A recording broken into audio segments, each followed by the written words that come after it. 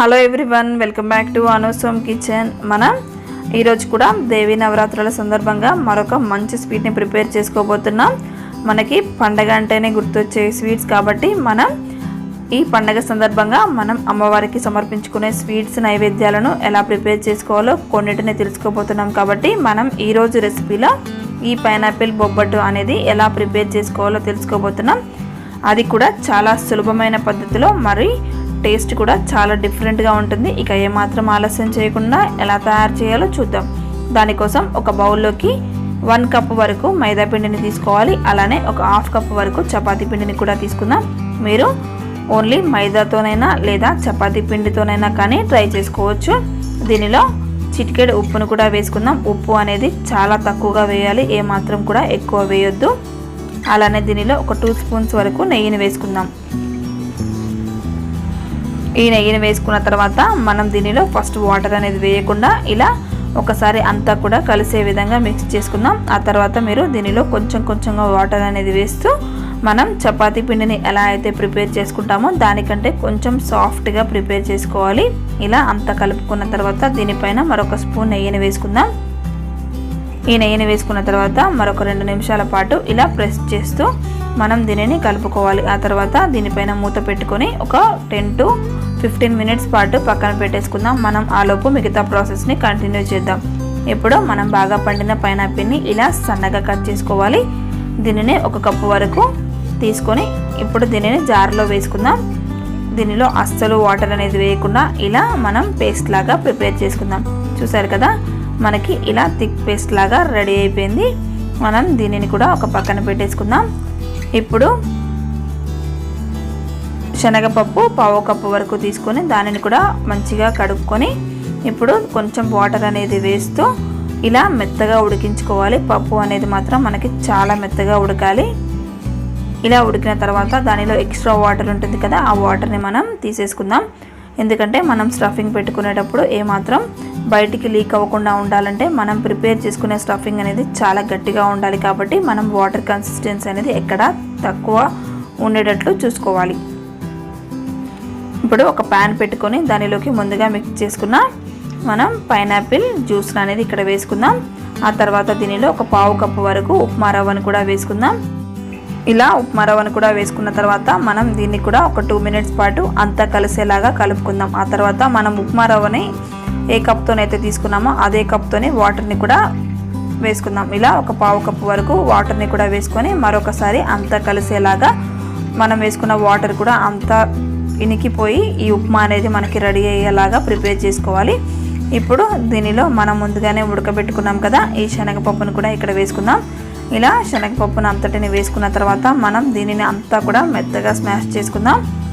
ఇది ఆల్రెడీ ఉడికిపోయింది కాబట్టి మనం ఇలాంటి దాని సహాయంతోనే మెత్తగా చేసుకుంటే ఈజీగా అయిపోతుంది. లేదు అనుకుంటే మీరు మిక్సీలో వేసి కూడా మీరు పేస్ట్ లాగా ప్రిపేర్ చేసుకోవచ్చు. ఇలా అంతటిని కూడా కలుపుకున్న తర్వాత దీనిలో ఇప్పుడు మనం బెల్లం తురుమును వేసుకుందాం. బెల్లం తురుము అనేది కూడా మీకు టేస్ట్కు తగ్గట్లు మీరు యాడ్ చేసుకోవచ్చు. ఇక్కడ నేనైతే 1/2 కప్పు వరకు బెల్లంను యాడ్ చేస్తున్నాను. ఇలా అంతా వేసుకున్న తర్వాత మనం కొంచెం సేపు కలుపుకుంటూ ఉంటే మనకి బెల్లం అంతా కరిగిపోయి మనకు ఈ మిశ్రమం అనేది కొంచెం లూజ్ అవుతుంది కదా. ఇది అంతా కూడా మళ్ళీ దగ్గరగా అయ్యేంత వరకు కూడా మనం ఇలానే కలుపుకుంటూ ఉండాలి. ఇప్పుడు దీనిలో ఒక 1/2 టీ స్పూన్ వరకు ఇలాచీ పౌడర్ని కూడా వేసుకుందాం. అలానే 1 స్పూన్ వరకు నెయ్యిని కూడా వేసుకుందాం. ఇలా అంతటిని వేసుకున్న తర్వాత మనం దీనిని సిమ్లోనే ఉంచి కలుపుకుంటూ ఉండాలి. ఇలా నెయ్యి వేసుకోవడం వలన మనకి ప్యాన్ నుంచి సపరేట్ అవుతూ ఉంటుంది. ప్యాన్కి అంటుకున్నది కూడా ఏమాత్రం అంటుకోకుండా మనకి ఈజీగా సపరేట్ అవుతూ ఉంటుంది. చూసారు కదా, మనం ఇలానే కలుపుకుంటూ ఉంటే మనది ఈ మిశ్రమం అనేది ఇలా ప్యాన్ నుంచి సపరేట్ అవుతూ దగ్గరగా అవుతుంది. అంతవరకు కూడా మీరు ఇలానే కుక్ చేసుకుంటూ ఉండాలి. ఆ తర్వాత ఒక ప్లేట్లోకి తీసుకొని దీనిని పూర్తిగా చల్లారనివ్వాలి. ఇలా పూర్తిగా చల్లారిన తర్వాత వీటిని చిన్న చిన్న నిమ్మకాయ సైజులోకి మనం వీటిని ప్రిపేర్ చేసుకుందాం. లేదు అనుకుంటే మీరు చిన్నగా చేయాలంటే చిన్నగా కూడా ప్రిపేర్ చేసేసుకోవచ్చు. ఇలా అన్ని బాల్స్ని కూడా మనం ప్రిపేర్ చేసుకున్న తర్వాత వీటిని కూడా ఒక పక్కన పెట్టేసుకుందాం. అలానే ఇప్పుడు ముందుగానే కలిపి పెట్టుకున్నాం కదా ఆ పిండిని కూడా మనం చిన్న చిన్న బాల్స్ లాగా ప్రిపేర్ చేసుకుందాం. మనం లోపల స్టఫింగ్ ఎంతైతే ప్రిపేర్ చేసుకున్నామో అంతకంటే కొంచెం పెద్దగా అనేది ప్రిపేర్ చేసుకుంటే మనం స్టఫింగ్ పెట్టుకున్నప్పుడు ఏమాత్రం బయటికి లీక్ అవ్వకుండా ఈజీగా లోపల సెట్ అవుతుంది. కాబట్టి ఇది కొంచెం పెద్దగా తీసుకోవాలి.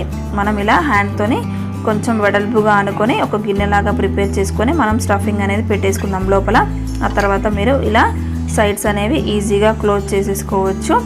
ఇలా చేసుకొని పైన కూడా మీరు కొంచెం స్టిఫ్గా క్లోజ్ చేసుకున్నారంటే మనకి లోపల పెట్టుకున్న స్టఫింగ్ అనేది అసలు బయటికి లీక్ అవ్వకుండా ఉంటుంది. చూసారు కదా, మనం ఇలా క్లోజ్ చేసుకొని అన్నిటినీ కూడా ఇదే పద్ధతిలో మనం ప్రిపేర్ చేసుకుందాం. ఇలా ప్రిపేర్ చేసుకున్న తర్వాత మీరు ఒక బటర్ పేపర్ తీసుకోండి. మీ దగ్గర బటర్ పేపర్ అవైలబుల్గా లేదు అనుకుంటే ఒక ఆయిల్ పేపర్ అయినా తీసుకొని దానికి కూడా కొంచెం నెయ్యి కానీ ఆయిల్ కానీ అప్లై చేసుకోవాలి. నేను ఇక్కడ ఒక 1/2 టీ స్పూన్ వరకు నెయ్యి అనేది ఈ బటర్ పేపర్ మొత్తం కూడా అప్లై చేసుకుంటున్నాను. ఇప్పుడు మనం ముందుగానే ప్రిపేర్ చేసుకున్న ఈ భక్షాలను తీసుకొని ఇలా హ్యాండ్తోని ఈజీగా స్ప్రెడ్ అవుతుంది. లేదు అనుకుంటే మరొక బటర్ పేపర్ని దీనిపైనుంచి వేసుకుందాం. ఇలా వేసుకున్నారంటే మీరు హ్యాండ్తోనే ఇలా జరుపుతూ ఉంటేనే ఇది ఈజీగా స్ప్రెడ్ అవుతుంది. చూడండి, ఇలా మనం ఎంత పలుచగా కావాలన్నా కానీ అంత పలుచగా మనం ఈ భక్షాలను ప్రిపేర్ చేసుకోవచ్చు. ఇది చాలా ఈజీ ప్రాసెస్ అండి. మీరు ఎవరైనా కానీ ఈజీగా చేసేసుకోవచ్చు. చూసారు కదా మనకి ఎంత పలుచగా రెడీ అయిపోయిందో. మనం ఇప్పుడు దీనిని తీసేసుకొని బాగా వేడిగా ఉన్న పెనం పైన వేసుకొని ఒక 2 మినిట్స్ పాటు ఆయిల్ కానీ నెయ్యి కానీ ఎటువంటిది వేయకుండా ఫస్ట్ మనం దీనిని కాల్చుకుందాం. ఆ తర్వాత మనం దీనిపైన నెయ్యిని అనేది అప్లై చేస్తూ మంచి కలర్ వచ్చింది అనుకున్నంత వరకు మనం దీనిని ఇలానే కాల్చుకుంటూ ఉండాలి. చూసారు కదా, ఇప్పుడు మనం నెయ్యి అనేది ఇలా అప్లై చేసుకుంటూ మనం 2 సైడ్స్ కూడా మంచి కలర్ అనేది వచ్చేంత వరకు ఇలానే ఫ్రై చేసుకుందాం. మనకి ఇది రెడీ అయిపోయింది. మనం ఇప్పుడు దీనిని సర్వింగ్ ప్లేట్లోకి తీసేసుకుందాం. అలానే మనం పైనుంచి బటర్ పేపర్ అనేది వేయకుండా మనం హ్యాండ్తోనే ఈజీగా స్ప్రెడ్ చేసుకోవచ్చు. చూడండి, మరొకటి చూపిస్తున్నాను. ఇలా అంటే మీకు ఎంత పలుచగా చేసుకున్నా సరే వచ్చేస్తాయి. అలానే బటర్ పేపర్కి అంటుకునే ఛాన్స్ కూడా లేదు. ఈజీగా తీసేసుకోవచ్చు. ఎంత చేయరాని వాళ్ళు కూడా మీరు ఈ భక్షాలను అనేది ఈ ప్రాసెస్లో ఈజీగా ప్రిపేర్ చేసేసుకోవచ్చు. చూసారు కదా, మనం దీనిని కూడా సేమ్ ప్రాసెస్లో ఫస్ట్ కాల్చిన తర్వాత ఆ తర్వాత నెయ్యిని అనేది అప్లై చేస్తే మనకి భక్షం అనేది పర్ఫెక్ట్గా ఫ్రై అవుతుంది. ఇలా మనం అన్నిటినీ ప్రిపేర్ చేసుకొని మనం అన్నిటినీ కూడా ప్లేట్లోకి తీసేసుకుందాం. ఇప్పుడు దీనిని నెయ్యితోనే సర్వ్ చేసుకున్నారంటే ఎంతో టేస్టీగా ఉండే ఈ పైనాపిల్ బొబ్బట్టు అనేది రెడీ అయిపోయింది. చూసారు కదా, మన స్టఫింగ్ కూడా బొబ్బట్టు అంతా కూడా ఈవెన్గా స్ప్రెడ్ అయిపోయింది. మనకి ఇది చాలా టేస్టీగా ఉంటుంది. చేసుకోవడం చాలా సులభం. రొటీన్గా తినే భక్ష్యాలతో కంపేర్ చేస్తే ఈ పైనాపిల్ ఫ్లేవర్ అనేది కంపల్సరీ మీకు తెలుస్తుంది. టేస్ట్ కూడా చాలా బాగుంటుంది. ఇది తప్పకుండా అందరూ ట్రై చేయండి. ఎంతో టేస్టీ అయిన ఈ బొబ్బట్లని ట్రై చేసి మీకు ఎలా వచ్చిందో కామెంట్ చేయండి. మీకు ఈ వీడియో నచ్చినట్లయితే లైక్ చేయండి, షేర్ చేయండి. మరిన్ని రెసిపీస్ కోసం అనుసోమ్ కిచెన్ ఛానల్ని సబ్స్క్రైబ్ చేసుకోవడం మర్చిపోవద్దు. Thank you friends. Thanks for watching.